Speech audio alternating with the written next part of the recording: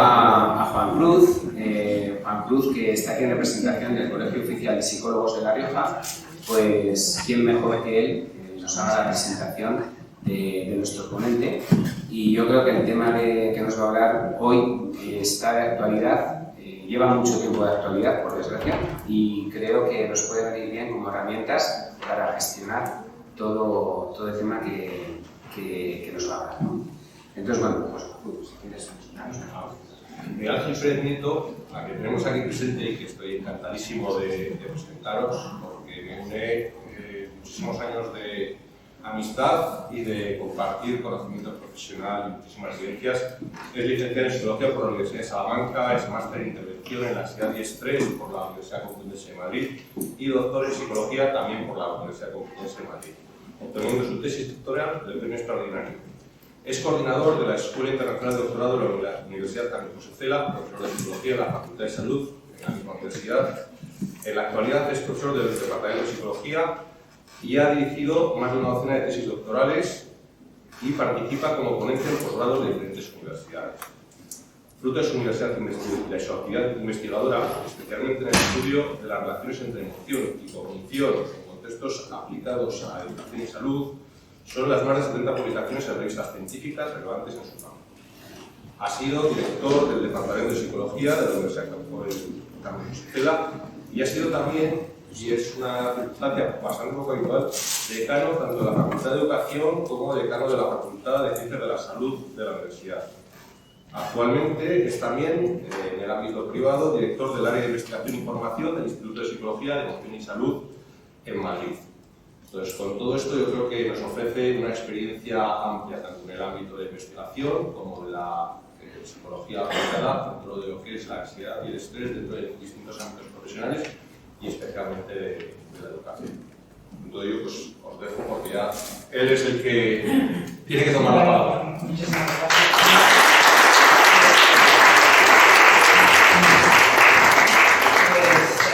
Pues voy a abrir esto un minuto, lo voy a dejar cerrado, perdón.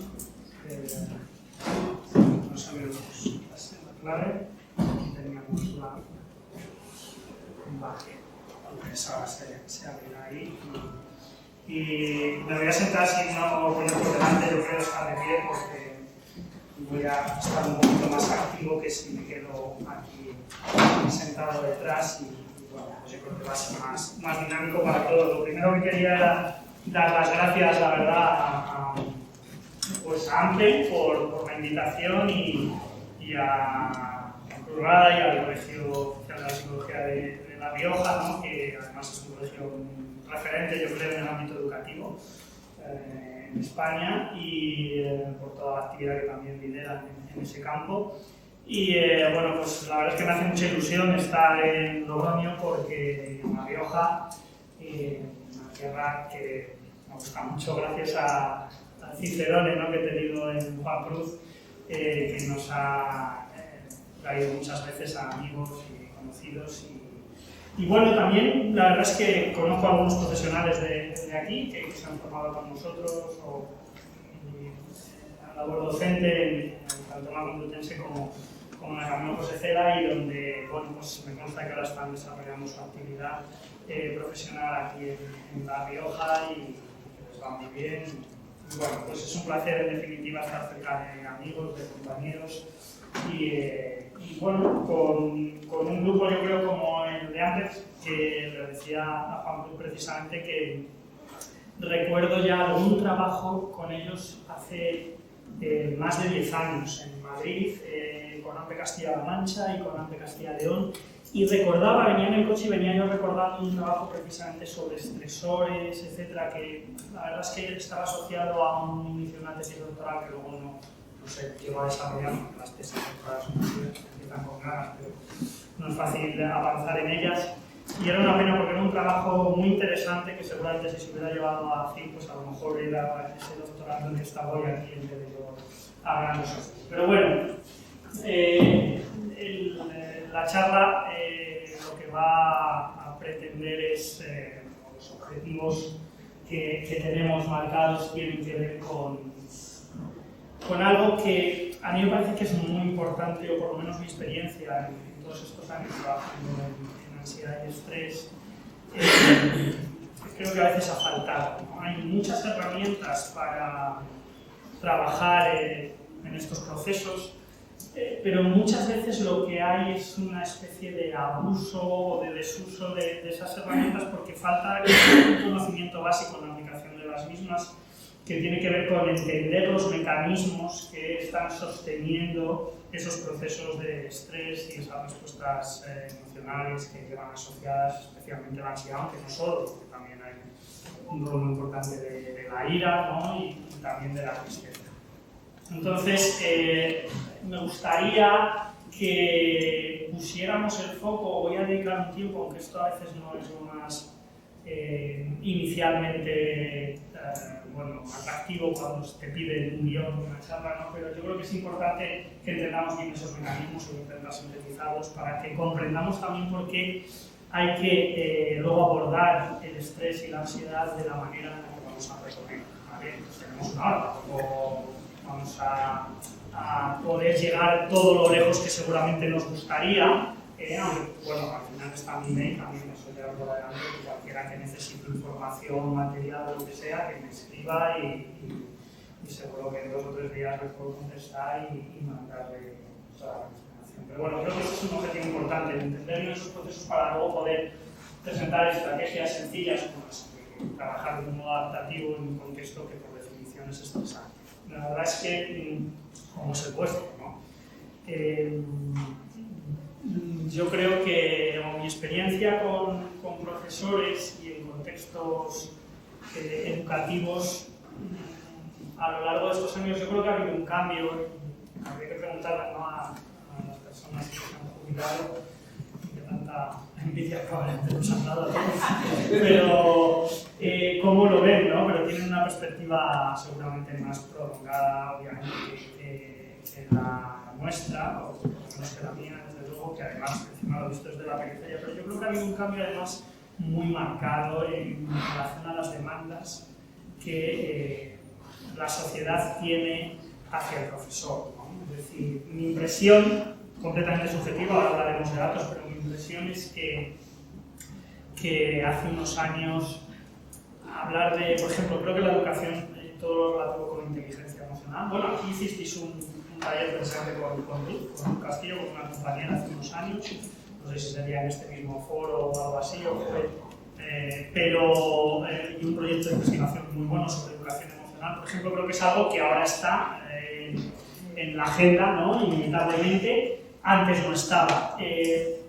Pero la realidad es que, y ese es un buen ejemplo de cómo por ahí se puede también haber colado esa demanda al profesor de que, además de enseñar contenidos y competencias a nuestros hijos, digo, y a nuestros alumnos, ¿no? Pues parece que casi tiene que hacer una labor de prevención primaria, ¿no? De salud mental. Y lo cierto es que, por desgracia, es que seguramente es de los que mejor posicionado está para hacerlo, porque es el que tiene un trato continuado y directo con los chicos en su contexto de iguales, que es un contexto especialmente significativo a la hora de predecir algunos de los problemas típicos de salud mental. Entonces, claro, esa demanda, por ejemplo, a mí me parece que antes no estaba, aunque es una impresión subjetiva, yo creo que antes no estaba, nos hacía esa sensación de que el profesor no es tan sensible o no responde o debería de responder con mayor sensibilidad o con mayor conocimiento a situaciones que para nada son de corte pedagógico, ¿no? Y claro, y que por otro lado seguro que también nos afectan porque no os gusta ver a chicos con problemas llorando en una esquina un día o otro pegando en otra, etc. Entonces se junta un doble estresor probablemente, que es el de la propia responsabilidad, el de la demanda potencial que puede haber por parte de familias y luego el que incluso realmente tampoco en la formación del profesorado hay una línea específica en esto. Es lo más llamativo, o sea, y aquí ya pienso en cuando estuve llevando la facultad de educación en mi universidad. Era llamativo, yo pensaba, la verdad, reconozco que no conocía en profundidad los programas, pero no había tanta formación como yo creía, probablemente es una visión más, no sé, autocentrista, ¿no? Por decirlo de alguna manera, del psicólogo, que habría más cosas de psicología, porque en la sociedad ya estaba esa demanda, ¿no? Y había todos estos programas. pero lógicamente hay cosas de didáctica, que es su función principal, y de conocimiento para dar esa didáctica, ¿no? Y bueno, el máster de secundaria, pues yo creo que no ha corregido en gran medida esas cosas, suponiendo que hubiera que corregirlas. Ese es otro debate. Si realmente vosotros tenéis que tener, pero usted, ¿no?, esos conocimientos o esa responsabilidad o ambas cosas. Pero bueno, ese es otro debate, pero yo creo que eso es un ejemplo de cómo han cambiado, no sé si alguna nostalgia, pero yo creo que eso no pasaba hace 20 años, por lo menos cuando yo empecé hace 25 años a trabajar, y recuerdo ya en temas de ansiedad y estrés, recuerdo ya un programa que se hacía específico con profesores para la reducción de estrés en un par de hospitales de aquí, o sea, perdón, de institutos de Madrid. Pues nada de estos problemas, había conflictos con padres, podría haber, tal, pero más la sobrecarga, compañeros y algunas cosas, pero no esta presión. Bueno, no me quiero enrollar mucho más con esto, pero es verdad que la situación yo creo que ha cambiado, y fijaros, hay un estudio que no está hecho ni por pedagogos, ni por educadores, ni por maestros, ni por psicólogos, está hecho por politólogos y economistas, además de aquí cerca de Pamplona, que se publicó hace un par de años en International Journal of Educational Research, y que viene a evaluar niveles de estrés en general. Ahí tenéis el link, porque luego esto, si lo queréis, os lo dejo la presentación, que viene a evaluar en una muestra enorme, ¿no?, en países europeos, 27.000 trabajadores, ¿no? Y en definitiva, lo que viene es a ver el nivel de estrés que tienen, pues, todos los profesionales del ámbito educativo, y además todos, porque no van a discriminar entre primaria, infantil, secundaria, FP, incluso trabajadores de los centros que no tienen una labor puramente educativa, etc., ¿no? Y fijaros, los highlights que ahora se presentan también a veces así en las revistas, que te plantean, bueno, obviamente sabe que los profesores y maestros europeos tienen más estrés que el resto de profesiones, o sea, estaban en casi todos los niveles. Es verdad que son titulares, ya saben que los titulares a veces, pero en general estaban en el top de la lista en casi todos los estresores más significativos, que además, y esto entendemos que es bueno, pero claro, que muestran más satisfacción con su trabajo.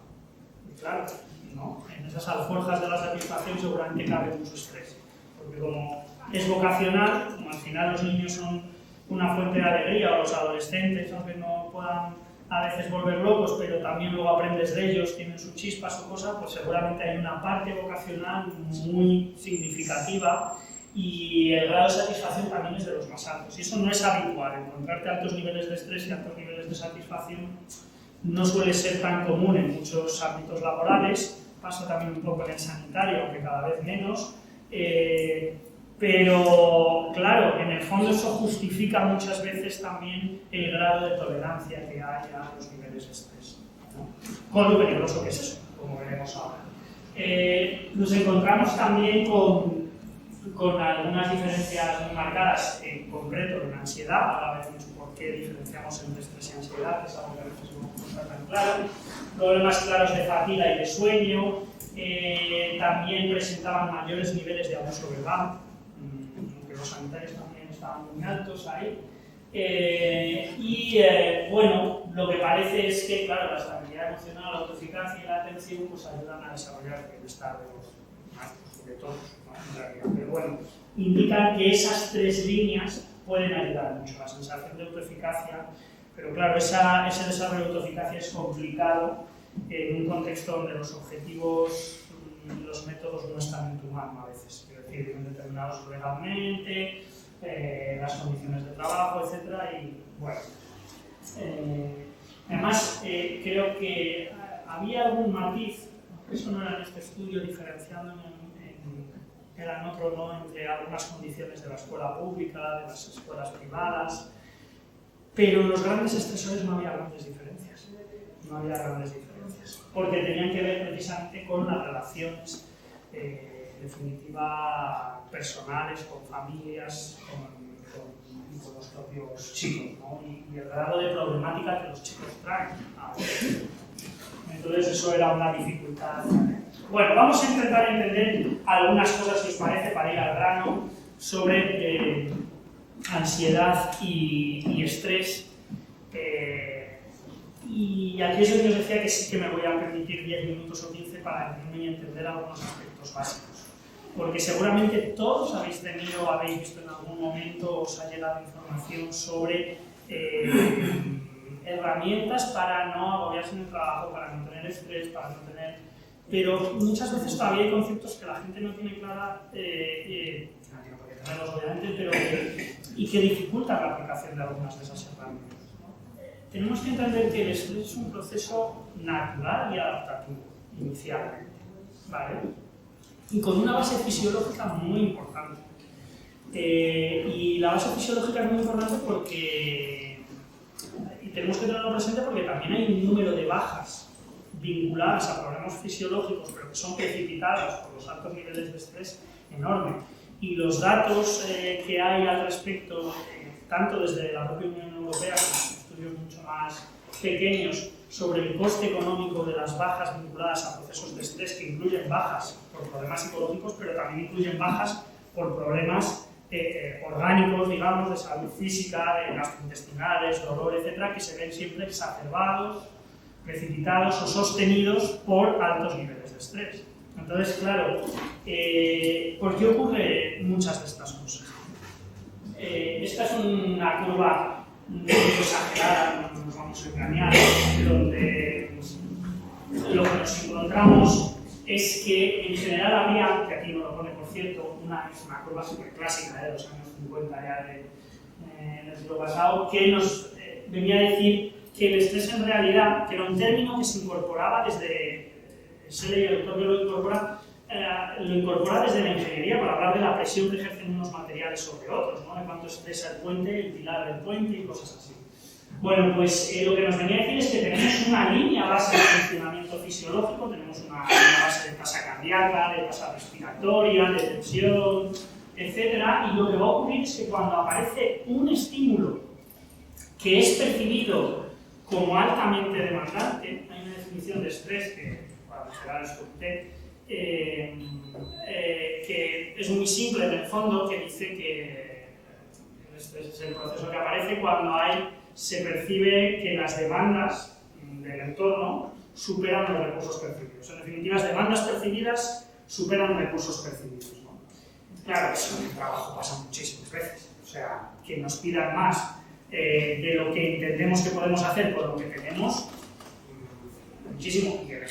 Y esta idea con la que iniciaba la charla, de que probablemente encima nos piden cosas que tienen que ver muy poco con la educación en sí misma, y mucho más a lo mejor incluso con la salud emocional y estabilidad de los chavales, ya, como hace poco venía en una noticia, ¿no? Parece que habían responsabilizado a un colegio sobre una serie de problemas que habían tenido un chico, y en fin. Bueno, entonces, claro, hay un aumento en la demanda, hay una falta de recursos, y lo que ocurre es que en condiciones normales, fisiológicas, cualquier organismo, lo que hay es un aumento en la activación fisiológica, un aumento muy significativo, que en teoría te debe de preparar para poder escapar de ese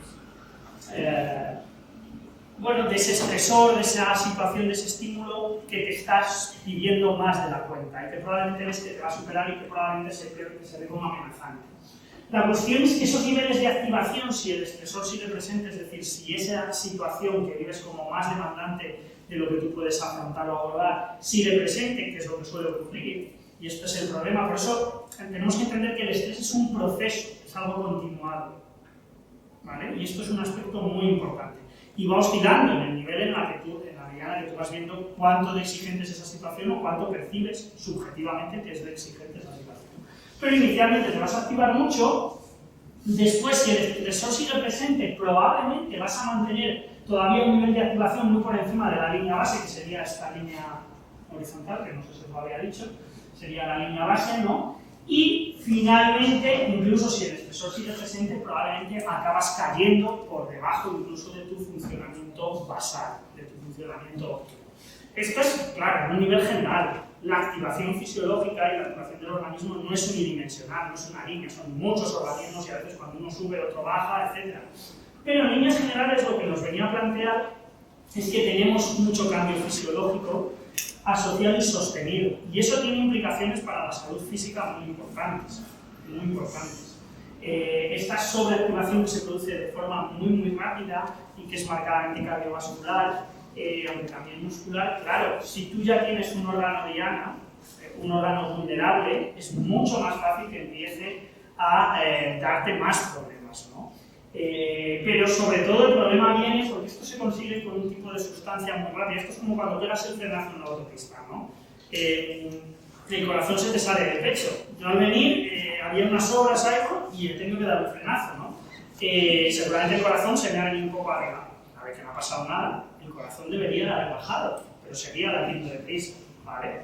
Pero bueno, es un cambio súper rápido. Puedes ver que había un frenazo y rápidamente no te da tiempo ni a pensarlo y el corazón se va del pecho. Es muy distinto cuando un estresor sigue presente. Cuando un estresor sigue presente, la tensión la mantienes presente, ¿no? Si yo hubiese venido tarde, hubiera tenido que venir corriendo, etcétera, seguramente mi cuerpo hubiera un momento donde se hubiera cansado, no hubiera aguantado, pero hubiera estado sobreactivado para mantener esa tensión muscular que me hubiera permitido. Si eso se mantiene durante mucho tiempo, pongamos una sobrecarga de trabajo o procesos laborales, presentarse en una plaza, o un negocio si nos vamos a otro lado, o cualquier otro elemento, claro, lo que ocurre es que el cuerpo está en tensión durante mucho tiempo y además ese estar en tensión se consigue con la activación de un sistema que ya no es solo neurológico, por decirlo de alguna manera, sino que también empieza a ser endocrino, empieza a haber un funcionamiento hormonal que es muy relevante, ¿no? Y no vamos a ponernos tampoco muy precisos, pero cuando se habla de que el estrés favorece o da problemas de salud, tiene que ver con estos niveles de activación sostenidos, ¿vale? Primero aquí, probablemente más cardiovasculares, aquí empieza a entrar en juego las hormonas, como decíamos, el eje neuroendocrino, que tiene además implicaciones importantes. Por ejemplo, hay un hormona de la CNH que cuando se da en coproducción con el cortisol, que va a estar más alto en esta fase, pues desregula el sistema inmune. ¿No? Todos habéis un herpes, por ejemplo, es más fácil que salga después de haber tenido una gripe, porque la gripe ha sido un estresor para el organismo, el sistema inmune se ha desregulado. O después de los exámenes, los chavales te sacan el herpes, que es un virus que está siempre en tu cuerpo, igual que lo tiene, ¿no? Latente, suele estar controlado por el sistema inmune, pero este sistema se desregula cuando tienes ese nivel de estrés sostenido, ¿no? De estrés físico o de estrés social. El físico es el más claro, ¿no? Si es una enfermedad o he dormido poco, cosas así. Y, bueno, pues van pasando cosas hasta el punto de que lo que decimos, a veces empieza a funcionar las cosas peor y puede ocurrir pues, que salga el herpes o que salgan estas cosas porque tus niveles básicos ya no los alcanzas.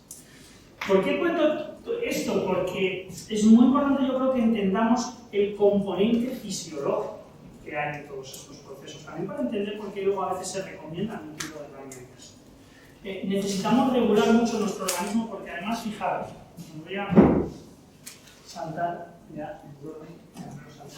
luego volver para atrás, pero bueno, fijaros, hemos hablado ahora del estrés, es como, hago un paréntesis y ahora vamos a hablar de las emociones, que también están súper de moda, como hace, hoy precisamente tenía una clase de psicología de la emoción y tenía una cosa en un libro que salía de divulgación, que salió en los años 90, El cerebro emocional de Deleuze, digo, es que era la primera vez que había libros de divulgación de esto, y ahora, o sea, es que a la solidaridad para sí hay un libro de emociones, otro del cerebro, otro de cómo hay que educar a los niños, y uno de comer sano. O sea, esto es el básico, ¿no? Y ya algo de deporte probablemente también. Entonces, que está muy bien, no digo que no, pero claro, cuando hay tantas cosas, pues no siempre se dicen cosas nuevas o acertadas. Bueno, a lo que voy es que las emociones, que de hecho hay una película de Disney también, ¿no? De emociones, etcétera.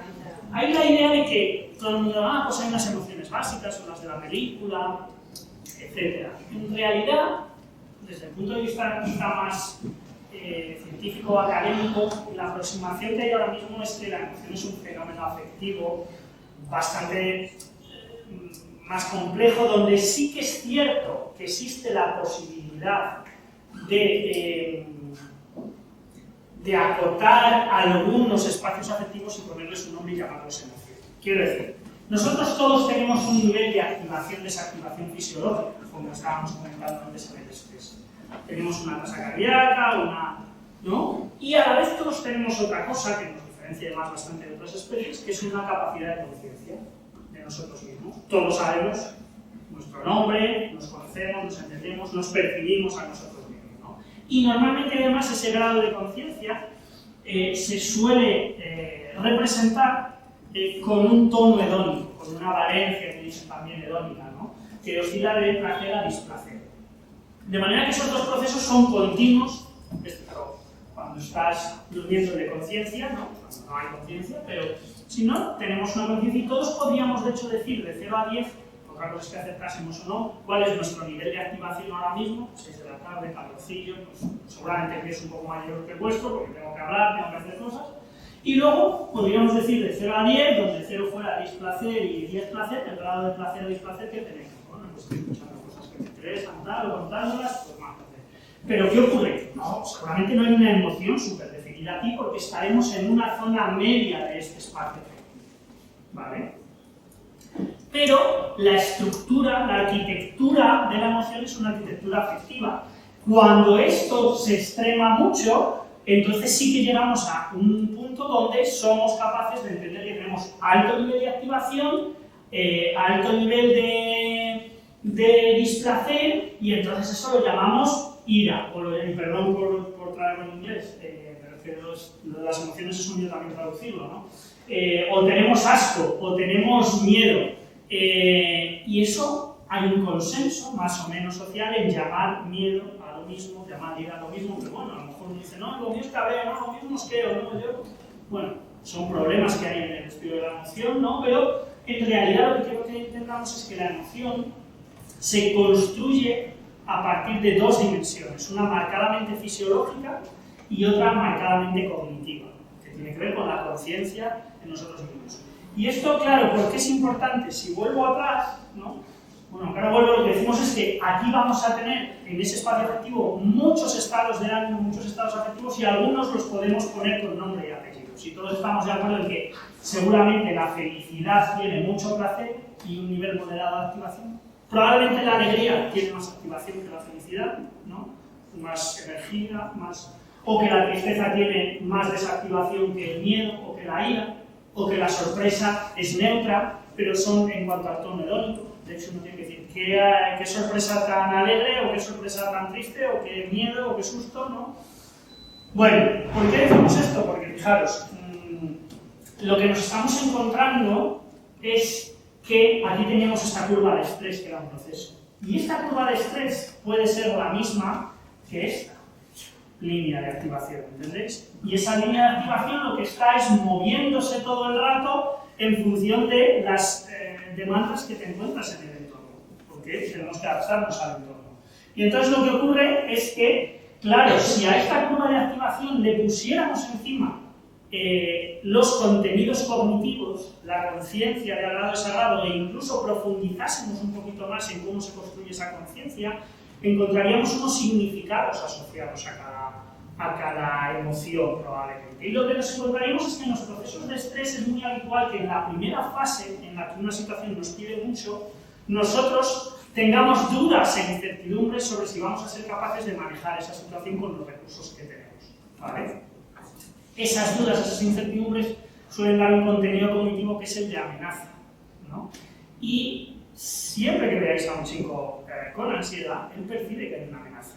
No sabemos igual, no sabemos si lo percibe de forma racional o irracional, pero hay una amenaza. Siempre que nosotros tenemos ansiedad, tenemos percepción de una amenaza. A lo mejor la amenaza es que no sé si me va a dar tiempo a hacer la compra antes de salir, de que acabe esto, porque yo soy una persona altamente controladora y quiero tener mi vida súper organizada, y de repente se convierte en una amenaza que no haya podido recoger la ropa del tinte, ¿no? De la tintorería, pero ya es una ropa que no necesito porque es la de la boda que fui hace una semana y no voy a volver a ir a otra boda en un tiempo, o sea que no pasa nada por no recogerla, pero lo puedo vivir como amenazante, ¿vale? Porque, y entonces tengo la ansiedad, porque simplemente percibo que me sobreactivo, probablemente porque no sé si voy a llegar, y vivo como amenazante tener dudas para eso, ¿vale? Entonces, ¿Por qué la ansiedad se vincula tanto al estrés? Porque es la primera de las emociones que suele aparecer en el proceso de estrés. ¿Pero por qué? Porque coincide en el nivel de activación, en esa estructura que decíamos afectiva, y el contenido cognitivo es muy propio de las primeras fases de estrés, es el de amenaza.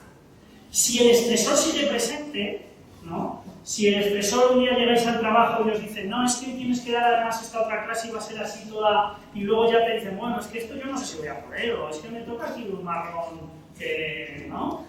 Como se dice coloquialmente, entonces a ver si voy a esto y encima tengo que atender luego a los padres de no sé quién, o viene la inspección, y tengo yo que defender esto o lo otro, vale, pero si encima luego van y dicen, no, pero es que no solo hoy, oye, que al final esto se va a alargar, no va a venir nadie, no hay sustituto, que esto nos pasará, pues estaréis todavía sufriendo, ¿no? A estas alturas de curso, que no habrán llegado sustitutos de no sé qué o de lo otro, y entonces, ¿qué va a pasar? Uno cambia ese contenido cognitivo y deja de ser un contenido de amenaza y pasa a ser normalmente el de daño y responsabilidad externa. Todos los estudios que hay sobre la estructura cognitiva de las emociones coinciden en que en el caso de la ira hay una valoración de daño y responsabilidad externa, a veces se resume en justicia, etc. Pero en definitiva es que si os dais cuenta, siempre que nos enfadamos, la culpa es de otro. Entonces, con a todos. De hecho, si yo os dijese hoy que vengo súper enfadado y fuese conmigo mismo, que podría ser, tendría que deciros que es conmigo mismo, porque si no, lo primero que pensaríais es que es con el mundo, con Juan Cruz, con quien fuese, ¿no? Entonces, ahí es lo típico en esta emoción. Y cuando viene la depresión, que esto está movido, en realidad la depresión está exagerado, esta curva es todo exagerado y muy para los medios, ¿no? Pero la depresión o la tristeza aparecería si el estresor sigue presente de forma continua. Es decir, mira, yo ya tiro la toalla. De hecho, hay un tipo de depresión que es la depresión por desesperanza, ¿no? Que es la universidad, que es esa fase en la que uno entiende que haga lo que haga, esto ya no tiene solución. Y por desgracia es algo que también se ve en el contexto educativo, ¿no? A pesar de esa satisfacción que decíamos con el trabajo de psiquiatría, a pesar de ser un trabajo tan vocacional, hasta en casos muy vocacionales las situaciones pueden ser tan altamente demandantes que uno tire la toalla. Y tirar la toalla no es que depresión a lo mejor de quedarse en la cama llorando, pero sí de no me implico, no hago las cosas porque mira, estoy agotado, no sirve, no se consigue nada, y entonces mi nivel de activación baja, y cuando baja además es que ya me cuesta hasta llegar al mínimo. O sea, esto pasa muchas veces, y algunos habéis tenido cargos también en el colegio, ¿no? Donde pasas de estar súper implicado y cuando luego lo dejas es que te cuesta hasta hacer el informe más básico. Cuando has estado 2 años haciendo el informe del requete-informe y la contabilidad de no sé qué, y entonces, bueno, estos mecanismos son muy importantes porque en definitiva lo que nos viene a decir es que nosotros tenemos que aprender a identificar bien las emociones dentro de un proceso de estrés para poder regularlas bien. O sea, el estrés, ¿cómo lo regulamos? Obviamente con muchos recursos y entendiendo que la situación no nos demanda nada, pero como eso a veces no es posible, no es racional, lo que tenemos es que regular las emociones que va a haber en ese proceso. Y hay 2 mecanismos, como la estructura emocional es marcadamente afectiva, hay uno que es corregir sistemas de activación, si yo estoy sobreactivado, desactivarme, y si estoy poco activado, activarme. ¿No? En el caso de la tristeza es activarse, de hecho hay un tipo de terapia, incluso en la depresión, que se llama activación conductual, ¿no? Bueno, básicamente al final obliga a que haya al menos una activación fisiológica y por lo tanto se sostengan conductas y eso permita obtener premios y cosas, pero bueno. Y la otra es desactivarse en la ansiedad. Técnicas de relajación, de respiración abdominal, seguro que conocéis. Si no las comentaremos ahora. Pero vamos, son muy básicas. Parece una bobada, pero es cierto que la respiración abdominal, que a los niños se les enseña muchas veces también en los colegios, ahora ya, etc., en realidad es la puerta de entrada al sistema cardiovascular. Si todos respiramos muy despacio y profundamente, seguro que el corazón no puede ir muy deprisa, ¿no? Y si no va muy deprisa, seguro que los músculos no se tensan mucho. Y si los músculos no se tensan mucho y el corazón no va muy deprisa, es difícil notar ansiedad. O notar ira, vamos, en teoría es imposible, porque será otra cosa detrás, ¿vale?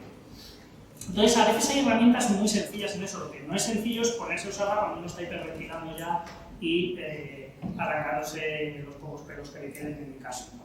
de nivel de estrés que tienes. Cada vez ya basta.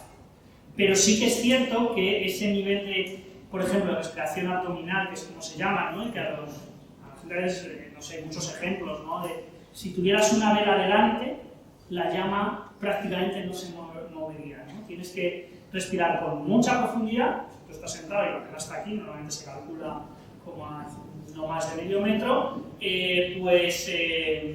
lo que va a pasar es que en esa respiración puedes moverla algo, pero vas a llenar los pulmones, por lo tanto respiras mucho, pero tan despacio que no vas a permitir que se apague y intentar que no se mueva, ¿no? Y tampoco luego cuando expulsas ese aire, ¿vale?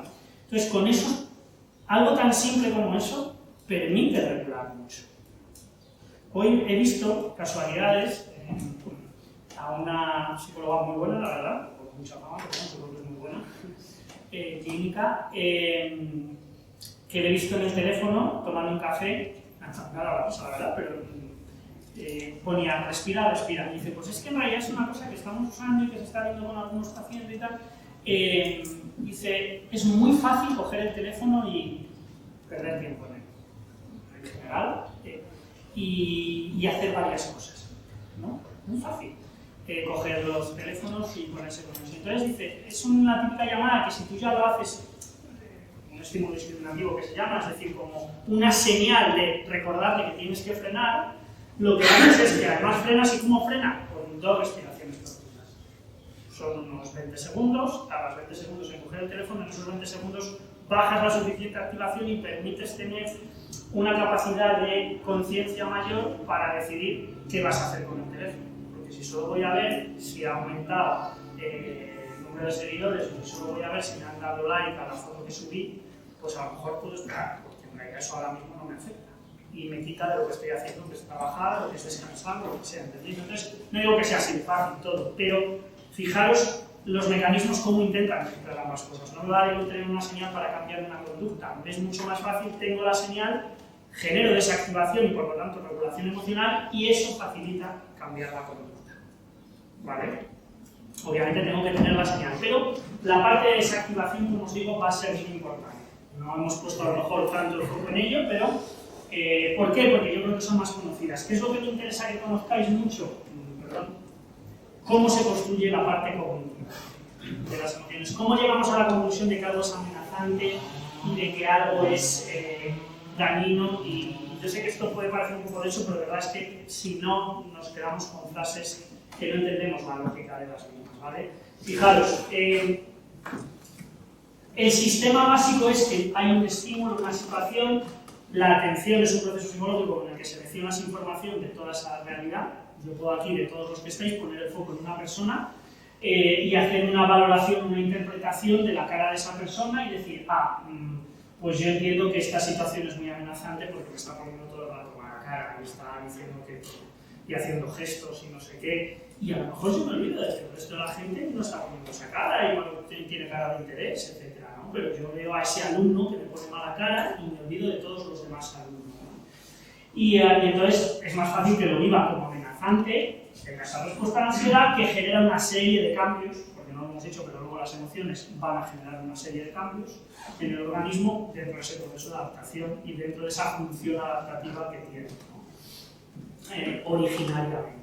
Claro, la cuestión es aún así, ¿cómo llego yo? ¿Por qué me fijo yo solo en ese? Bueno, hay mecanismos que lo aprenden. Lo que es cierto es que si yo ya veo que algo es amenazante o siento ansiedad con algo, es seguro que lo monitorizo de manera automática. Es decir, si aquí alguien tiene miedo a las arañas y hay una araña en la sala, yo apuesto a que la encuentra el que tiene miedo a las arañas. Porque si yo no tengo miedo a las arañas y la veo pasar por aquí, a lo mejor la veo, pero ¿no?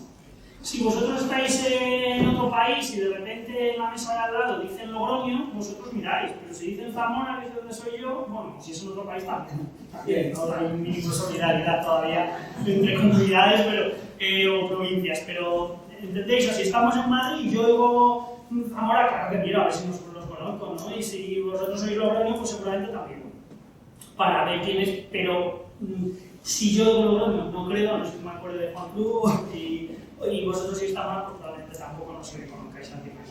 Porque no hay un componente emocional asociado asociado a ese estímulo. Pero cuando ya lo hay, aunque no queramos, hay un sesgo, una tendencia a seleccionar información congruente con sus estados emocionales y con valor emocional. ¿Vale? Esto, claro, lo que hace es que te estresas más y te agobias más, porque si solo me fijo en el que ya me agobia, pues todos sabemos lo que es tener, no sé, yo estaba dando clase por la mañana, había una alumna que se estaba quedando dormida, está fallecido, pero la entiendo por él, la hemos roto a las 8:30 de la mañana, pero, claro, no podía dejar de mirarla, ni yo ni el resto, ¿no? Pero ¿y qué hace? La despertamos también a estas horas, una gran angelita tenía la pobre, pues la hemos dejado dormir, la pobre, ¿no? Pero no puedes dejar de atender a un estímulo que tiene un valor especial, algo que te emociona, emoción en el sentido este más general de la palabra, ¿no? Bueno, pues, claro, ¿qué ocurre? Que la atención, para empezar, tiene estos sesgos. Y esto es muy importante aprender, esto es complicado, a que hay un funcionamiento automático y otros como pienso yo. Y ahora os diré un par de ejercicios o estrategias al final, pero tenemos que asumir que nosotros no elegimos muchas veces qué pensamos. Por suerte, porque imaginaos también lo que sería levantarse por las mañanas y decir, bueno, de todas las cosas en las que puedo pensar voy a ver en qué pienso. ¿No? Eso es infinito. Entonces tú vas y piensas. Luego, como mucho, dices, qué tontería, vuelve al camino, ¿no? Que te estás yendo por las palmas. Pero, entonces, funcionamos mucho en automático y eso es un problema en las emociones interiores. Luego comentaremos más sobre ello. Pero una vez que hemos seleccionado, el otro proceso que me importa mucho a nivel cognitivo es el de la valoración, que hacemos de una situación, ¿no? Y ahí normalmente, en definitiva, es la interpretación que hacemos de la situación y de mis recursos, que es donde decíamos, el estrés, ¿qué es? Pues una interpretación de la situación me pide mucho y mis recursos son escasos, ¿no? Demandas percibidas superan recursos percibidos. Pero aquí voy a rascar un poquito más, si me permitís. En el fondo, cuando uno valora la situación, lo que valora es el grado de relevancia que tiene esa situación para nuestra motivación, ¿vale? Eso es lo que nos dicen, bueno, varias teorías. Pues, obviamente, todo esto que os estoy contando es lo que os he inventado yo. Son cosas que hay teorías detrás y cosas. Bueno, pues esa evaluación de la relevancia motivacional es muy importante porque la motivación además no es solo lo que nos interesa y las metas que queremos. ¿Vale? La motivación, esa es una motivación, la motivación psicosocial, y me motiva a hacer esto bien, seguro que sí. Pero hay otra motivación también a veces que es la de recuperar el equilibrio homeostático del que hablábamos antes. Y esto manda mucho las emociones, ¿vale? Es decir, a veces lo que queremos es estar físicamente bien, simplemente. Si yo como padre me dicen que es lo más importante en la vida, que soy padre, pues seguramente cuidar de nuestros hijos. Pero eso significa que si a las 3 de la mañana los hijos se despiertan con una pesadilla y encima es porque se han quedado viendo una peli que tú no querías que dieran de miedo y que por no discutir les ha dicho a lo que te la gana, pero luego se despiertan, tú no dices a las 3 de la mañana, qué suerte tengo, puedo hacer justo ahora lo más importante para mí en la vida, que es ayudar a mis hijos y acompañarlos. ¿No? Tú no dices a tu pareja, deja, que voy yo, que es que no sabes la ilusión que me hace cuidar de mi hijo a las 3 de la mañana. No, porque tu cuerpo manda, pero eso no significa que para ti no sea lo más importante. ¿Entendéis? Entonces, claro, lo que quiero decir con esto es que aquí hay ciertos engaños en esto de lo que nos demanda la situación, porque las personas con mayor nivel de autoexigencia, con mayor nivel de percepción de riesgos y de amenazas se activan más y se juntan las dos motivaciones. Uno, yo quiero conseguir algo y además es que como no he conseguido mi activa, resulta que resolverlo me desactiva y eso es doblemente preocupante porque va a generar un enganche. Las emociones acaban generando cambios cognitivos, fisiológicos y conductuales. Los cognitivos son como, por ejemplo, lo que decíamos, seguir atendiendo a lo que es amenazante. Lo fisiológico ya lo hemos dicho, me activo, pero lo conductual, con esto ya no voy a meter más conceptos, acabaría en la parte esta de conceptos, pero lo conductual es muy importante y solo quiero recordar una cosa, fijaros, me voy a ir un poco más adelante, ¿vale? ¿Qué es esto? Esto de aquí. Hay una cosa que todos yo creo que conocemos, me interesa mucho hablar del refuerzo negativo, que sé que lo podéis conocer, pero lo vamos a ver aplicado al estrés y la ansiedad. Sabéis que una conducta en cualquier organismo puede venir seguida de la percepción de unas consecuencias. Y estas consecuencias se suelen clasificar en beneficiosas o positivas y dañinas o negativas. Y los beneficios pueden ser de dos tipos. Sumar algo bueno, ¿vale? Las consecuencias, positivas, como he dicho, beneficiosas, las llamamos refuerzo. Bueno, pues sumar algo bueno, se llama refuerzo positivo, positivo por el símbolo de sumar, ¿no? Y hay otro tipo de beneficio que consiste en quitar algo malo. Quitar algo malo es un beneficio que llamamos refuerzo negativo por el símbolo ese de restar, ¿no? Algo malo. Bueno, ¿qué tiene que ver esto con la ansiedad y el estrés? Tiene que ver mucho, porque lo que está ocurriendo es que yo me he activado fisiológicamente con el estrés. Me he activado mucho y con la ansiedad. Es un cambio fisiológico. A la vez que me activo, hago una conducta con la que corrijo ese estímulo amenazante. Y cuando lo corrijo, me desactivo. Y esa es la motivación, esa fisiológica que tengo. Pero claro, ¿qué es lo que ocurre ahí? Que el cuerpo aprende automáticamente. El cuerpo aprende que con una conducta concreta obtiene un beneficio que es desactivarse. Y entonces, ¿qué ocurre? Que tiende a repetir esa conducta. Claro, ¿qué problema hay? Que si yo no tolero bien el estrés, o si yo me he agobiado porque he entendido que algo es amenazante cuando no lo era, y encima lo resuelvo, que es lo que suele pasar en los trabajos, me engancho a resolverlos y soy incapaz, por ejemplo, de dejar una tarea a medias. O soy incapaz de dejar sin recoger, aunque tenga que ir corriendo, la ropa de la tintorería. O soy incapaz de... ¿Entendéis? Porque el cuerpo lo que ha aprendido es que se queda a gusto haciendo las cosas. Aunque sepa que es injusto, que es innecesario, que no debería haberlo hecho. Pero las personas que muchas veces presentan mayores niveles de estrés son personas con alto nivel de ansiedad generalizada, que se dice que conviven muy mal con la preocupación.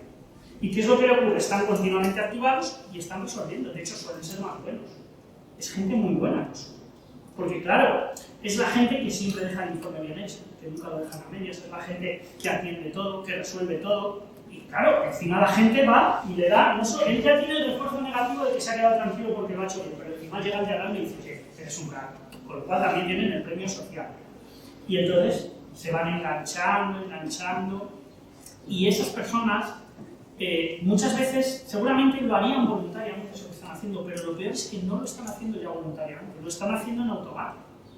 Ese mecanismo de refuerzo negativo lo están haciendo, le está llevando a hacer esa conducta de sobreesfuerzo de manera automática, de no tolerar bien las amenazas, de no tolerar bien que las cosas sean mediocres. Con esto no quiero decir que, a ver si de aquí vamos a ver si podemos salir todos siendo unos mediocres. No, que podamos elegir si queremos serlo. Esta es la cosa, que no seamos esclavos de tener que tener las cosas bien. Luego ya cada uno elija lo que quiera.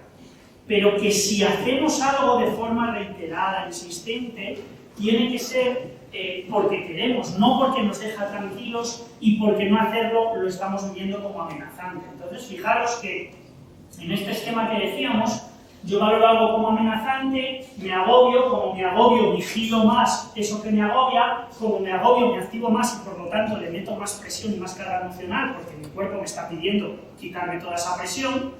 Y entonces caigo encima en hacer conductas de evitación, de escape, de comprobación, etcétera, con las que a corto plazo resuelvo el problema. Pero lo que estoy haciendo es eso que me parecía altamente demandante y que no tenía recursos, ya hago yo el sobreesfuerzo y tomo yo mis recursos personales y queda hecho. Y genial si alguien lo decide, insisto, que no estamos diciendo que hay que levantar el pie porque sí del trabajo. ¿No? A lo mejor yo lo decido y no pasa nada. Quiero por vocación entregarme a esto, perfecto. Pero lo que no puede ser es que sea para quedarme tranquilo o porque soy incapaz de convivir con dejar algo a medias.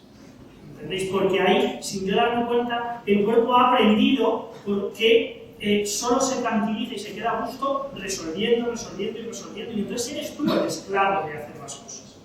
¿Entendéis? Ya no eliges. Ya es que soy incapaz de dejar sin atender esto, dejar sin atender lo otro. Y entonces, siempre hay un poco las dos cosas, ¿no? Una pregunta que yo os diría como estrategia para hacerse es que os preguntéis cuánto porcentaje de satisfacción tenéis con lo que hacéis versus cuánto porcentaje de alivio. Con cada pequeña tarea, hablamos de pequeñas tareas cotidianas, ¿no? Que es donde en realidad se juega el tema, ¿no? Es decir, si yo voy corriendo porque llego tarde a clase un día y corro y llego cansado y digo que estrés y entro y digo que alivio, he llegado bien a tiempo, pues me gusta.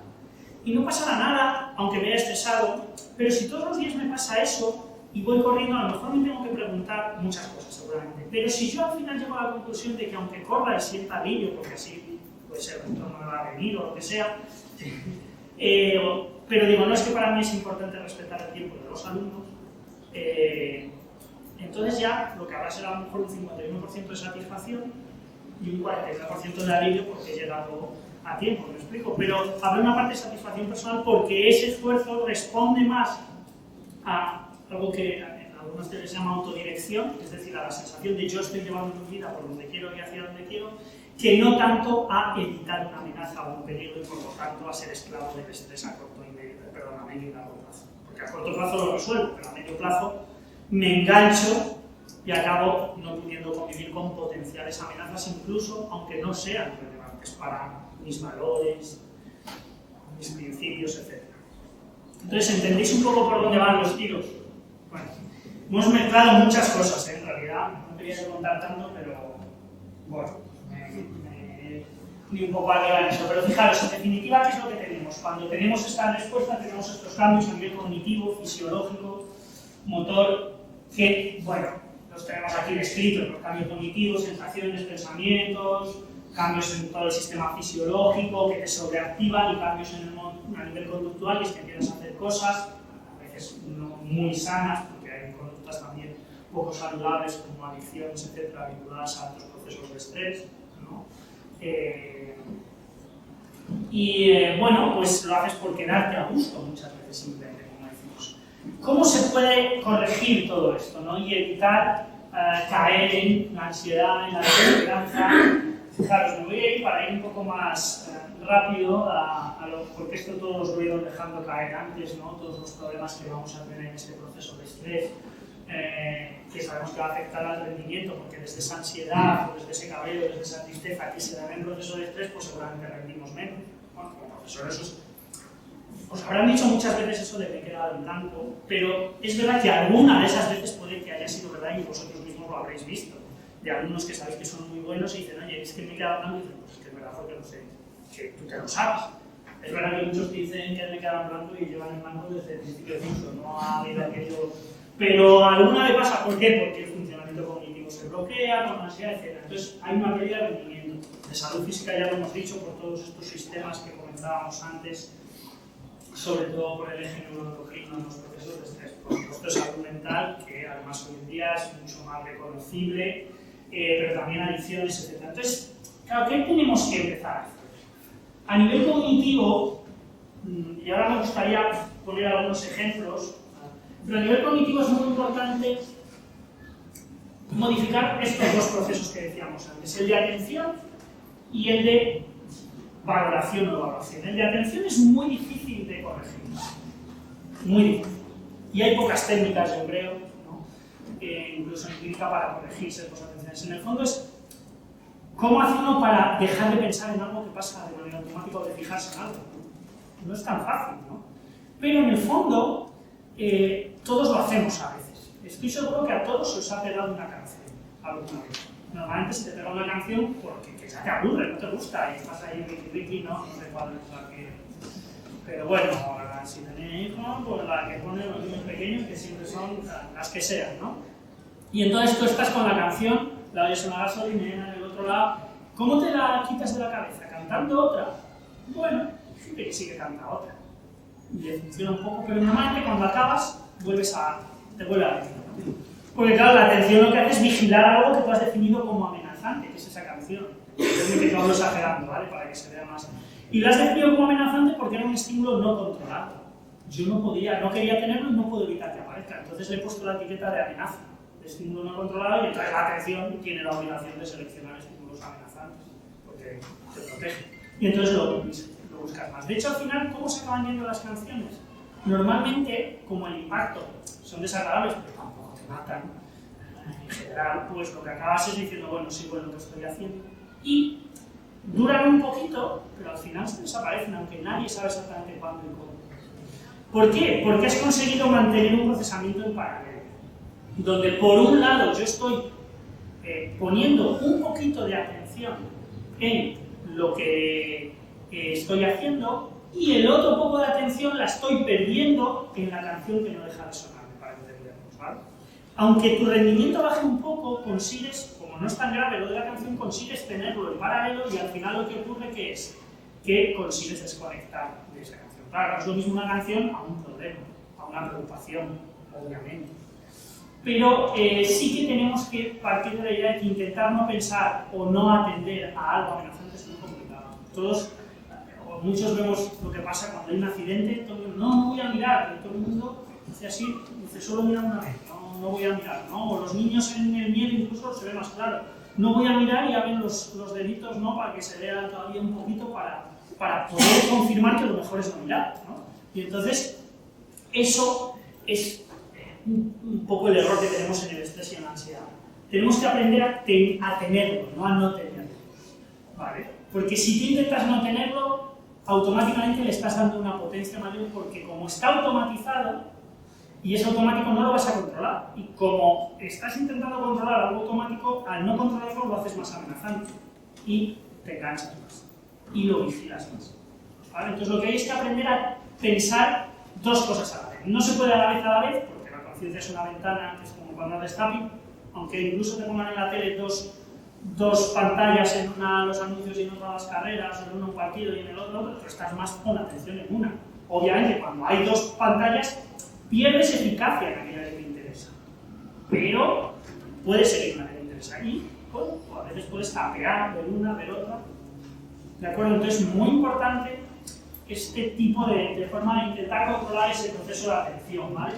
Y el proceso de pensamiento, yo os diría que os quedaréis simplemente con una reevaluación o hicierais este análisis proporcional de la relevancia de la situación en el conjunto de vuestra vida.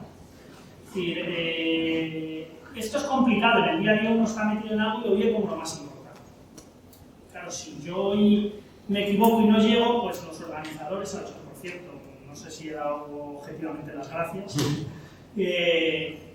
pues estarían agobiados qué pasa con esto y tal. Pero la realidad seguramente es que esto es importante para ellos, obviamente, pero se vuelven cosas más importantes en su vida, lógicamente, ¿no? Y sin embargo, a lo mejor salen enfadados de aquí porque el ponente no ha venido y se ha equivocado y los ha dejado colgados y llegan y como están enfadados discuten en casa. Cuando es mucho más importante la relación que tienen con sus amigos o su familia que la que tengan conmigo, ¿no?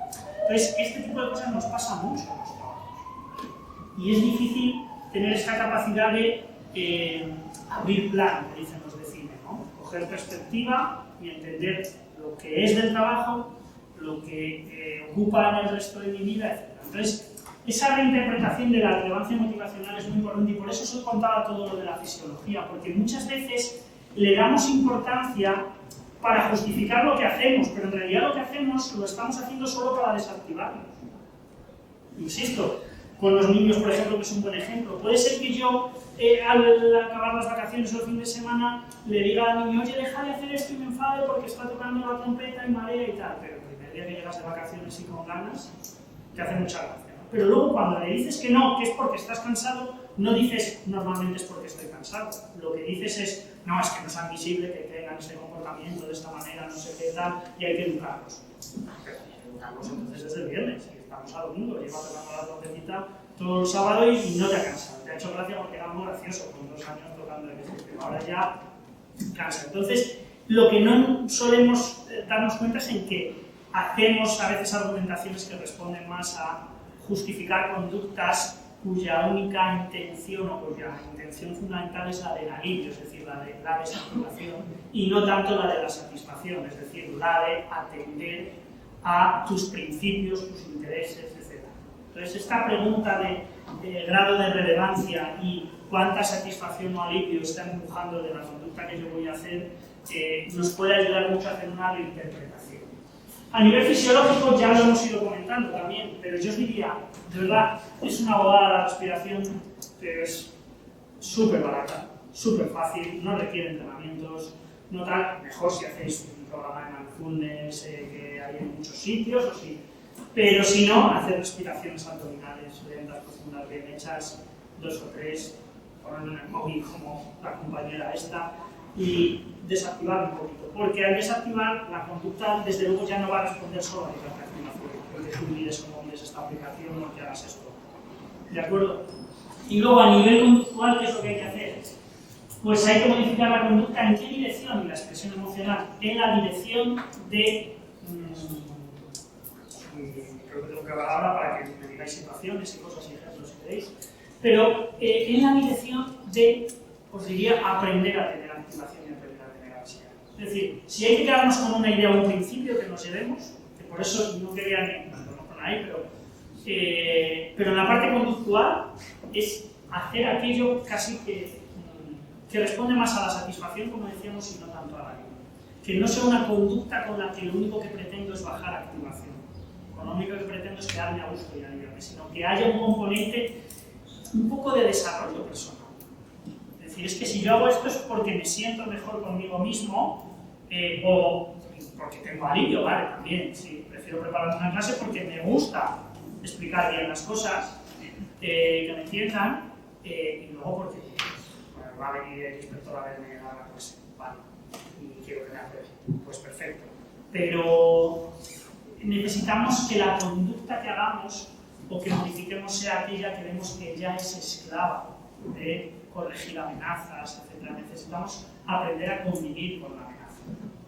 O sea, intentar controlar todo es uno de esos sesgos o de esas características de personalidad que además hoy en día asociadas a polarizaciones de todo, nada, blanco o negro, es camino directo a problemas de ansiedad y quizá de más, ¿no? Porque la frustración va a ser continua y sostenida. No hay límite superior en el control, siempre se puede controlar más y mejor.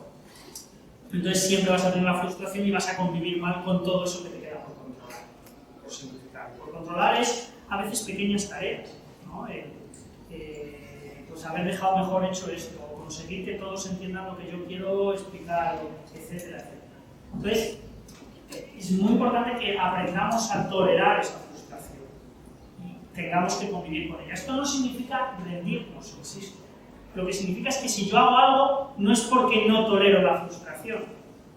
Si lo hago será porque me interesa por esa parte de satisfacción, no de alivio, ¿vale? Para entender quizá todos los mecanismos que hay detrás de estas dos palabras, que yo creo que pueden ser muy útiles para regular los procesos de estrés. Me desactivo fisiológicamente, aprendo a convivir con procesos automáticos, sobre todo atencionales, y busco que mis conductas respondan al menos a un 51% de satisfacción y que el alivio nunca supere ese 49%. Fijaros, y con esto terminaría lo que quiero contar y ahora os pediría situaciones para intentar daros ejemplos de cómo yo intentaría aplicar eso ahí, ¿no? Pero casi todos los modelos típicos de regulación emocional, como lo de aquí, en realidad tienen tres fases. Es verdad que hay una de la que no he hablado, que es cuidar las situaciones y el entorno, modificarlos a priori nos va a proteger del estrés. Esa parte no es tan, digamos, en el momento en el que aparece, pero generar contextos favorables. Hay que modificar situaciones, aprender a seleccionar situaciones, es decir, podemos prevenir, no estando o estando en unos sitios con otros. Y a veces la gente, pues a lo mejor porque no sabe decir que no, ¿quieres hacer esto? Sí, venga, vale. Vas diciendo, pero sí. Uno, no quiero, dos, no quiero, porque he dicho que sí. Y ya me lo tengo todo el curso, la tarea encima, ¿no? Dos, la parte en la que hemos puesto el foco, ¿no? Quizá de esta parte más cognitiva, de procesos de evaluación o valoración y de atención. Y tres, modular la propia respuesta, que es lo que tendría que ver con, por ejemplo, respiración abdominal y modificar conductas para que estas conductas respondan sobre todo a la satisfacción y no tanto a la alivio. Poder hacer conductas que, en definitiva, supongan un refuerzo interno, personal, y no tanto solo ese refuerzo negativo del alivio de quedarme mal. ¿Vale? Estos serían los tres niveles. Seleccionemos situaciones, aprendamos a prevenir ahí, manejemos luego, aprendamos a tener procesamiento en paralelo, a tener ideas por un lado, pero yo seguir poniendo el foco en mi desarrollo personal y reevaluar las situaciones en relación a mis intereses personales y no solo a las demandas del entorno y de la situación y a las demandas percibidas. Es decir, ¿qué significa eso en el contexto de mi vida general? Y luego modulemos la propia respuesta, que la respuesta sobre todo la podemos modular más vía fisiología, respiración, desactivación, por todo lo que innerva esa activación que hemos dicho en los procesos de evaluación, etc. Y con conductas que respondan más a ese desarrollo personal. ¿De acuerdo? Pero bueno, esto es una teoría que hemos mezclado bastante, la verdad, yo creo. y me gustaría intentar todavía aterrizarla un poco más con alguna situación que me dijerais vosotros, que yo creo que eso me parece que había como, ¿no?, ahora un tiempo para situaciones que vosotros podáis plantearme, que no significa que yo vaya a saber, y en todo caso siempre es muy fácil, situaciones reales, hablar desde el otro lado de la barrera, pero bueno, situaciones que consideréis, o bueno, cualquier duda que os haya surgido en relación a la charla, no tiene por qué ser eso, pero sí que me gustaría también, si alguno tiene alguna situación en mente, que no suya, personal, de alguien, puede ser de un compañero, cosas que haya visto en su colegio, en su instituto, etcétera, pues que me cuente y vemos dónde pueden estar los puntos de error en estas cosas. Así que, ¿hay alguna idea por ahí? Sí, tenía una dudilla. Has hablado de cómo uno puede ser esclavo y poner automático porque se exige mucho.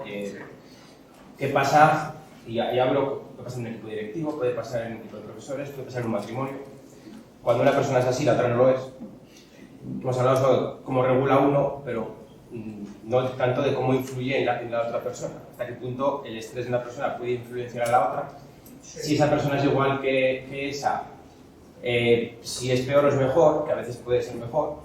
Hasta qué punto una persona puede influir en otra y cómo puede ayudar otra, no uno a sí mismo, sino la otra a esa persona en estrés, que puede ser, repito, tanto en un matrimonio como en un equipo directivo, en un equipo de profesores. Es la influencia de una persona en otra más que la gestión personal. No sé si me estoy explicando. Sí, eso es claro, creo que te he entendido, ¿no? Y además yo creo que es muy relevante porque en realidad se suele trabajar en equipos.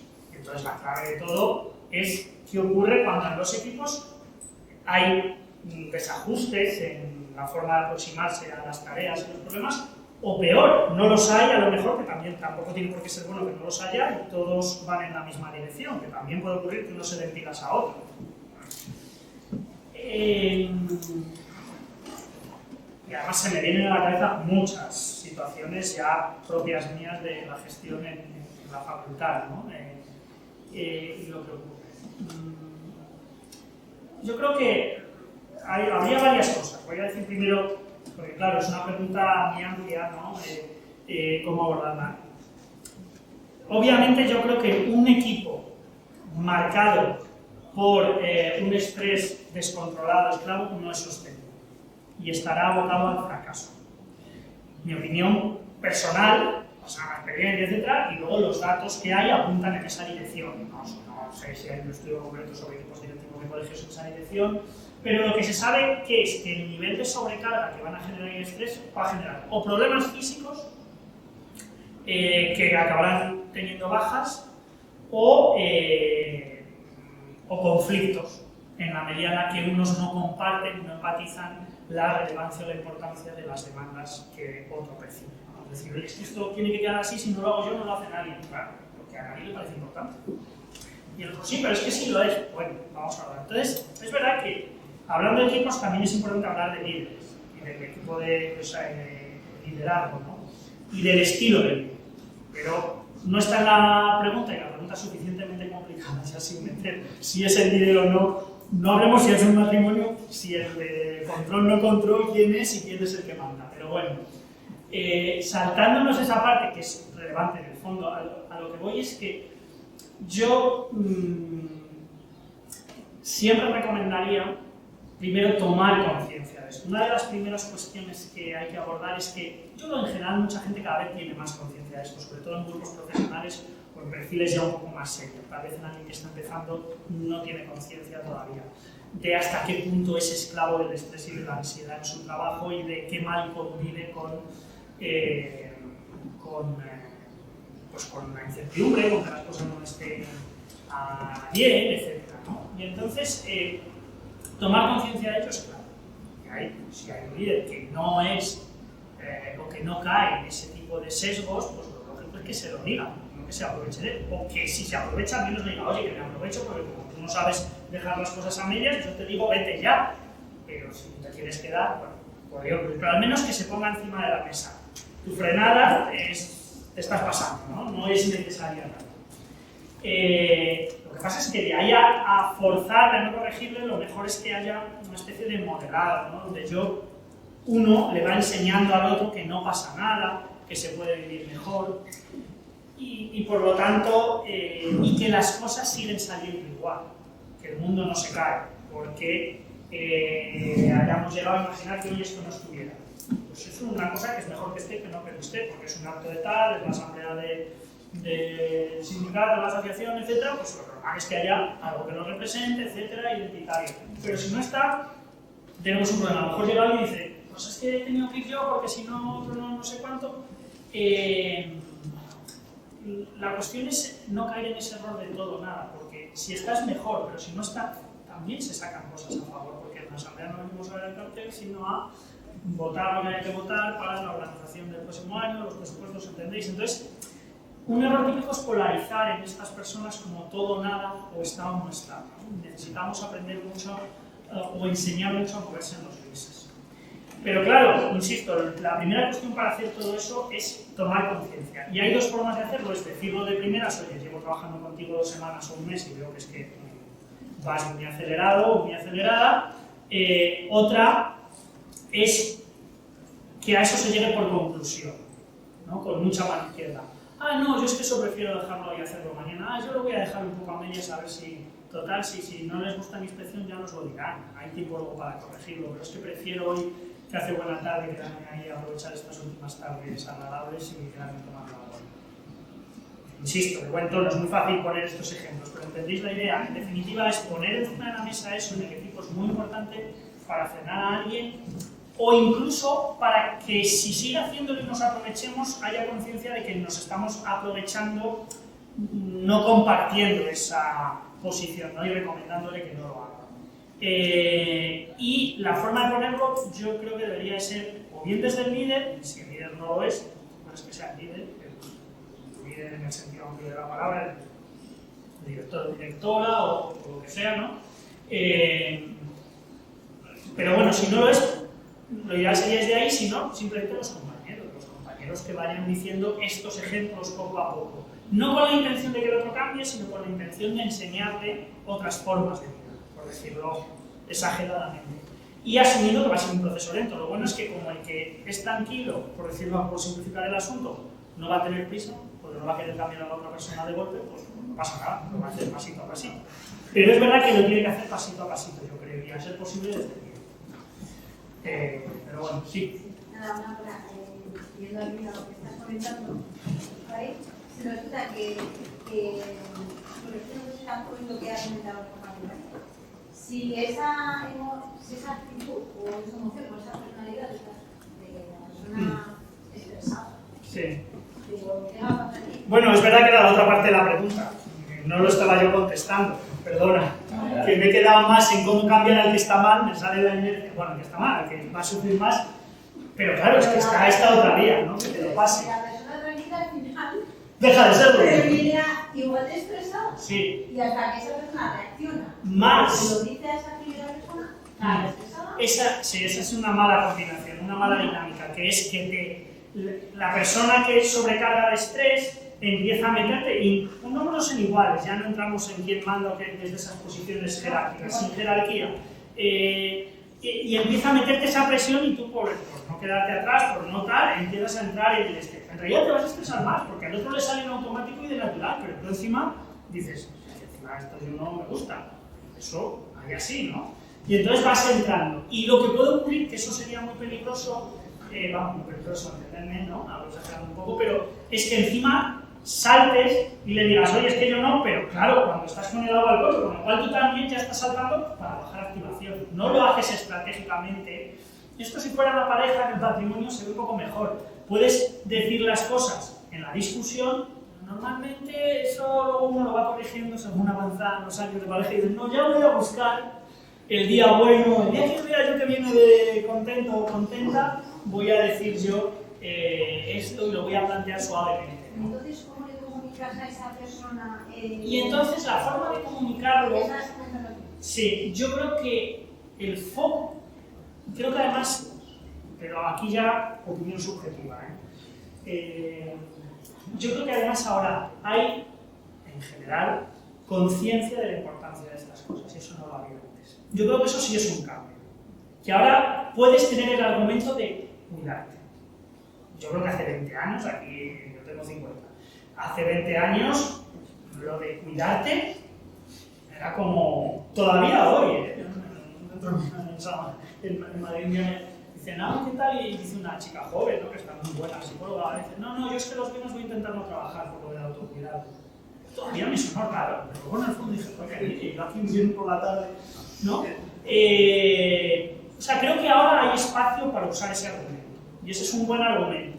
Lo que es muy importante es que no lo hagas solo para quedarte tranquilo, o sea, que hay un punto de decir, oye, mira, yo de verdad quiero cuidarme, creo que esto es importante, pero no es lo único, creo que tenemos que organizarlo, y creo que incluso, a lo mejor a ti también te viene bien, pero tampoco pondría el foco en decirle lo que tiene que hacer al otro. Hablo de la importancia del cuidado, de saber ubicar esto en el contexto de la vida, y no tanto, lo que es muy importante en estas cosas es no hablar de la situación concreta en la que se esté, sino usar la situación concreta para abstraerse y subirla un plano, o cambiarla, no subirla porque sea más importante, pero llevarla a un plano más general o abstracto. Porque en el momento en el que entras en concreciones te van a decir, ya, es que este informe hay que llevarlo porque perdemos la ayuda europea y no sé qué, y al final son los niños los que se quedan sin ello. Y claro, si entras ahí y dices, sí, espera, vale, vamos a por ello, porque es verdad que... Pero la forma de trabajo es esa, entonces el autocuidado, y la otra de que el trabajo sea sostenible. Es que lo otro no es sostenible. No lo es en general. Habrá equipos que pueden aguantar unos años, pero se queman antes, se van antes, y encima muchas veces dejan los procesos a medias porque han explotado antes. Entonces, habría como la sostenibilidad del grupo y la sostenibilidad del individuo o el autocuidado, ¿vale? O el cuidado propio e incluso el de fomentar el cuidado del otro. Pero gracias porque me había dejado la otra parte de la dirección de la clase. Bueno, más cosas. Gracias. En una situación típica de bachillerato profesional, un profesor que tiene un grupo de bachillerato y algún grupo de secundaria, de cuarto, no sé, y F. Quiere decir, bajo rendimiento, ningún interés, utilizar la clase como, bueno, un lugar de entretenimiento, a la espera del descanso y el bocadillo. Bueno, en esa situación, el profesor hace lo que puede, enseña esto, enseña otro, es tolerante, intenta ser tolerante, porque es lo que tiene, y arriba la situación, pero luego los resultados no son lo que parece, y el progreso es muy escaso, y el trabajo recogido es mínimo. A veces es simplemente que han copiado esto, que han intentado rellenar unas fichas, ¿no? Entonces, uno va a la evaluación y si después de la evaluación todo el mundo pues unánime sobre sus resultados, todo es bastante aceptable. Y, la verdad, incluso hay chavales simpáticos y majísimos. Y la realidad es que tú ves que tu clase es un desastre. Menos mal que tienes algunos otros grupos donde todavía ves cierta normalidad y eso te llena plenamente. Sí, la esperanza. Pero evidentemente cuando tienes las 2 horas seguidas o ya es la cuarta hora de la semana en los dos, pues estás tremendamente estresado. Y lo que tienes ganas es de irte a casa y... Sí, además es esa fase de estrés ya final, porque es muy sostenido y ya es la desmotivación. A ver no si, puede afectar al otro grupo, ¿no? A ver si desconecto, ¿no? Bueno, en esa situación cuando la exigencia, por otra parte, es bastante, tiene a veces mucho que ver con la uniformidad. El examen debe ser igual, el del A, el del B, el del C, el del D y el D. Porque si no es que no vamos al unísono y tenemos que ir al unísono todos. Sí, eso es un problema. O un gran error pedagógico. Entonces, bueno, ¿cómo lo salvamos? Yo los aplico con mucha dureza, y con la fórmula de los 7 magníficos que recomiendo a los profesores de secundaria, que es las 7 mejores notas, la prueba automática que expandamos de 3.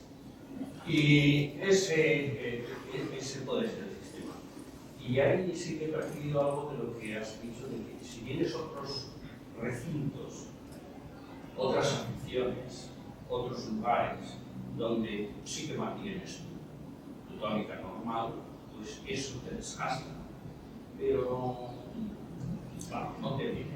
Claro, porque en realidad está muy bien, y gracias por el consejo también, creo, que además encaja con una idea de lo que en teoría a veces se lee por ahí sobre educación, no es de lo que estoy más yo, pero leo bastante también, de la educación personalizada y de la importancia de ajustarse a los grupos, y muchas de las encuestas que salen de países por ahí, porque la educación es muy localizada, muy vinculada al entorno local y a los grupos puntuales, y se ajusta a eso, y aprueban los buenos de ese grupo. Los buenos de ese grupo serán muy parecidos a los buenos de otro, o no, pero los de ese van y consigues que hay un grupo que avance. Pero bueno, más allá de esas teorías que yo creo que son muy interesantes, y bueno, el sobrevivir a esa sensación de estoy en esto, y ahora aquí, o sea, yo creo que la clave esta es que encima tengo que estar como si no pasase nada. Yo creo que eso es lo peor, ¿no? Me parece a mí, sobre todo en un trabajo, pues esto tan vocacional como el vuestro en gran medida, ¿no? Y entonces, poder coger aire en otros grupos y en otras áreas de tu vida, ya no solo en otros grupos de trabajo, sino en otras áreas de tu vida, un criterio fundamental para reducir estrés. Pero yo creo que habría otro, que es que podría tener que ver como con esa especie de reevaluación que decíamos de la situación. No veo la situación como, no puedo entender que me pidan lo mismo, aunque la sociedad me pida lo mismo, yo no me voy a pedir lo mismo en este grupo. Yo en este grupo lo que me voy a pedir es que no descarguen más, es que no pierdan la poca motivación que tienen, es que haya una pelea por estar entre los 7 magníficos, entre ellos, no porque la competitividad en sí misma sea sana, pero tampoco es insano y que haya cierto grado de competitividad en un contexto social que luego sí que se la va a presentar, ¿no? Entonces, quizá le añadiría esta parte de reajustar los objetivos personales de la situación y no comprar los que me venden de tengo que estar aquí o no parece que no pasa nada y todos vienen y no, sí, bueno, bien.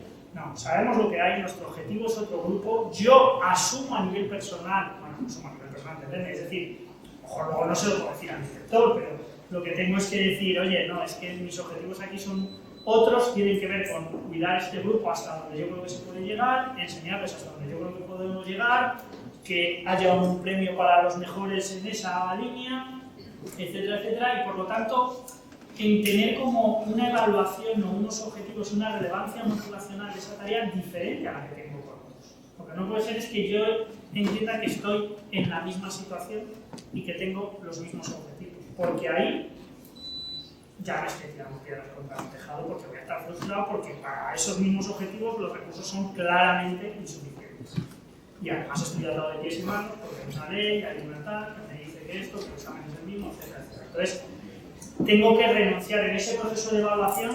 ¿Qué relevancia motivacional tiene esto para mí? Es decir, ¿qué relevancia es esto? ¿Qué son los objetivos que yo tengo aquí? Tengo que cambiar. Que en el fondo me da la impresión que es lo que tú hiciste, ¿no? Y entonces, es bueno que ese ejercicio muchas veces lo hagamos de forma muy premeditada. ¿No? Yo voy a definir mis objetivos. Pero no mis objetivos de qué, hasta qué temas llego hoy, sino mis objetivos de qué quiero hacer yo con este grupo o qué quiero hacer yo en esta tarea de trabajo. Y a lo mejor lo que quiero es hacer aportar un poco, o aportarlo todo. O sumar un poco o sumar mucho. Pero aunque uno de los temas magníficos está bien. Bueno, ¿alguna cosa más? Yo no tengo prisa en tiempo, pero los que habláis. Cuando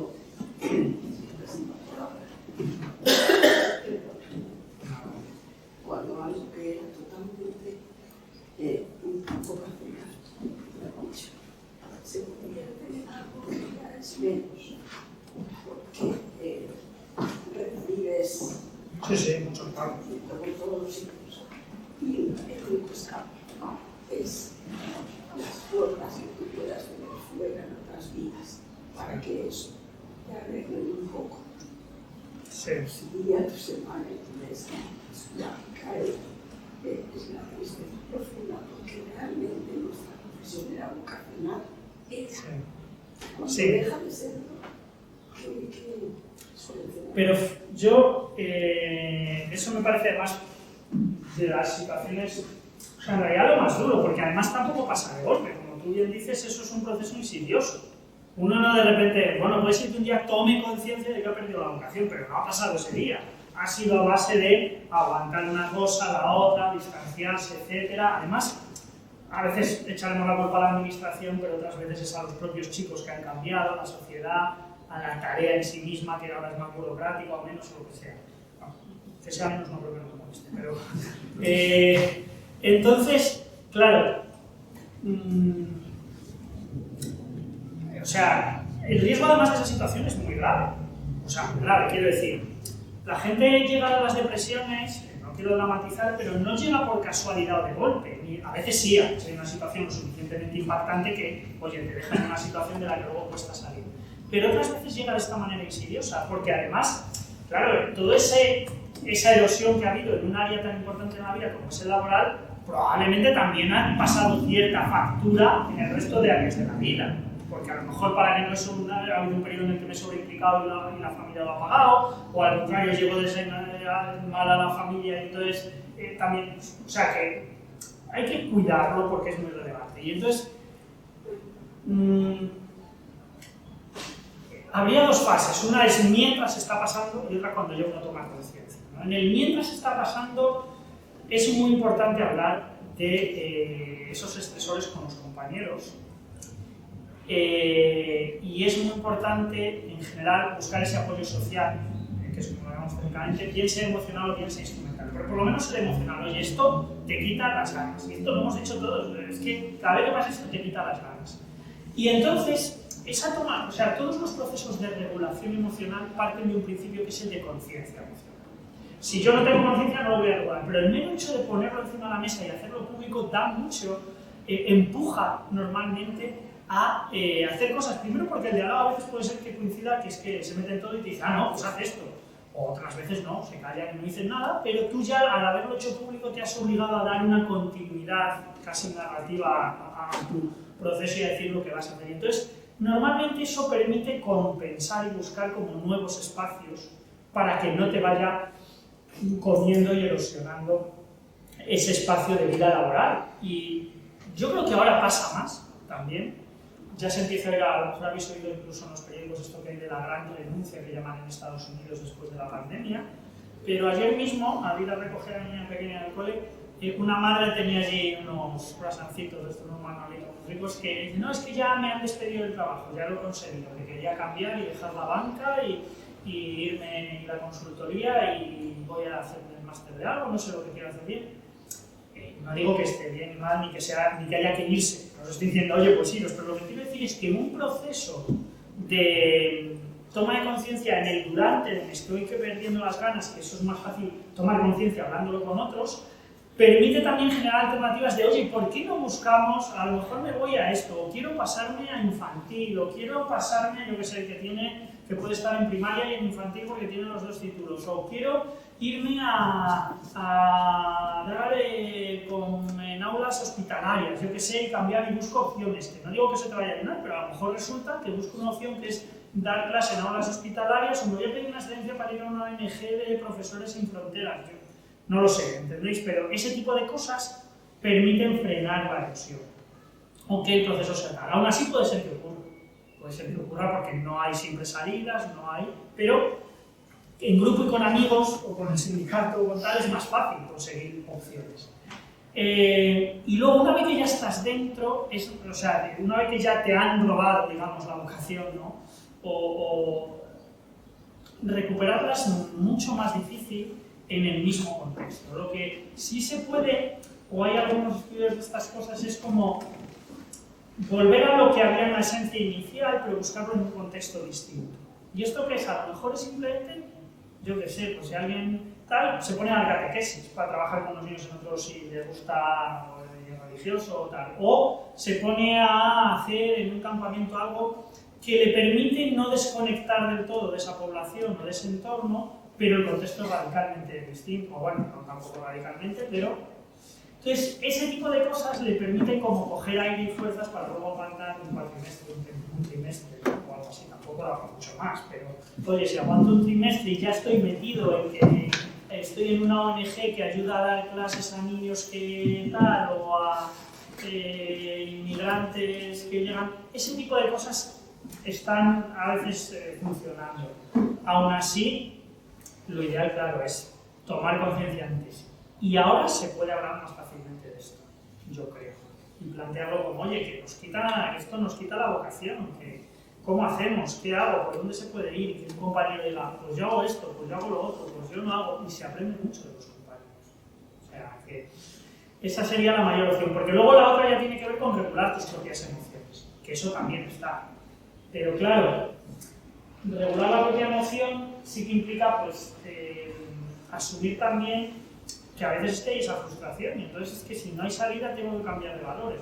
No quiero ponerme súper dramático, pero si todos los colegios van a ser igual, todas las actividades van a ser igual, pues tendré que asumir que mi vocación se ha convertido en algo utópico y buscar otros caminos en mi vida. Pero claro, es muy fácil decirlo, pero es otra película, ¿no? Y a veces ya pues lo que interesa es echar cuentas de años, de cosas, de tal, para que muchas veces, por desgracia, lo que está ocurriendo, ¿no? ¿Cómo hago yo en muchos trabajos, para soportar estas condiciones de trabajo los años que me llevan, porque ya me está quemando, pero no quiero renunciar a él? Bueno, incluso eso, si se hace, digamos, desde la conciencia, desde una toma de decisión y con una estrategia para salvar otras áreas de mi vida, o para desarrollar otras áreas de mi vida, no digo que sea agradable. O sea, cuando no podemos ver el mundo color de rosas, sí es gris, pero sí que se lleva de otra manera. Y sé que estoy haciendo este esfuerzo para sobrellevar esto, me adapto un tiempo aquí, voy a buscar esto otro, con lo que aguantar un tiempo y mientras coger mucha fuerza en lo que hago fuera, que no tiene nada que ver a lo mejor con este mundo y que es tal cual que hago con mi familia, con mis amigas, con mi amigo, con lo que sea. Pero no digo que sea fácil, pero es una situación que cuanto más tarde la coges, más difícil es reconducirla, obviamente. Y tiene una implicación de reajuste a veces ya en esos casos, más allá de manejar la tristeza y la frustración que te genera, que eso se maneja pues, generando nuevas actividades, regulando los procesos de pérdida, cuánto he perdido, cuánto no los procesos de interpretación, pero más allá del manejo de esa tristeza, normalmente requiere como una especie de revalidación o de aparición de nuevos valores, principios, no valores ya morales, pero sí al menos de nuevos caminos para desarrollarlos. O sea, tiene mucho que ver con una sensación de desarrollo personal. Y yo creo que también, seguro conocéis gente que de repente, hay de todo, se han divorciado con 60 años, o han abierto un negocio con 60 años, o han colaborado en no sé qué. Tiene mucho de esto detrás, ¿no? De, oye, ya está, hasta aquí, y cambio cosas. Pero es verdad que es más complicado, lo ideal es prevenir, ¿no? También un poco por eso a lo mejor estas charlas. Pero es muy fácil que ocurra. Además, yo creo que ha habido unos años especialmente duros y complicados, más allá del COVID, que os habrán hablado tanto y a lo mejor no habréis hablado tanto de ellos, ¿no? El otro día, y también para esta charla quería ver si habían salido cosas nuevas. Es tan difícil leer algo sobre docencia donde no aparezca el COVID y estrés, por ejemplo, docencia y estrés, y que no aparezca algo relativo al COVID y los ajustes que ha habido, que lo complica todo. Pero yo creo que esto ya viene de antes. A lo mejor, justamente gracias al COVID, ahora se empieza a hablar más de la dificultad del trabajo. Y un dato que parecía que leí también, no sé si era en ese estudio o en otro, era que parecía que empezaba a haber un repunte del reconocimiento social era un informe que había hace poco de la defensa, no sé quién, un repunte del reconocimiento social al profesor, que había bajado socialmente. Sabéis que esto las profesiones se miden, ¿no? Las que más valoran, y que había habido un repunte bastante significativo después del COVID pero bueno, toda esa parte, lo cierto es que hay que intentar prevenir y no llegar a que nos vayan de esa forma que se hace insidiosa, ¿no? Paulatina, y no robando las vocaciones, ¿no? Pero es que es muy fácil que pase, muy fácil. Entonces hay que estar en el día a día con conciencia de para qué vengo, ¿no? La pregunta de para qué, y ver cuánto hay de alivio y cuánto hay de satisfacción, y quedarnos con lo que sume más satisfacción. Y oye, las otras no te puedes llegar en todo, pero que al menos yo empuje para aquellas que me dan más, que me dan un 51% de satisfacción. Luego ya alivio que sea, pero que tiene que ver con mi desarrollo personal. Porque en esas es en las que yo me voy a sujetar y en las que me voy a proteger de que me roben esa vocación. Bueno, ¿Alguna cosa más? ¿No? Como veáis. Bueno, de todas formas tenéis un correo, si alguien lo quiere, cualquier cosa, y si no, pues con Ángel, con Juan Cruz. Ángel, nos pasas a nosotros la... Sí, os la dejo aquí. Cualquiera que nos diga.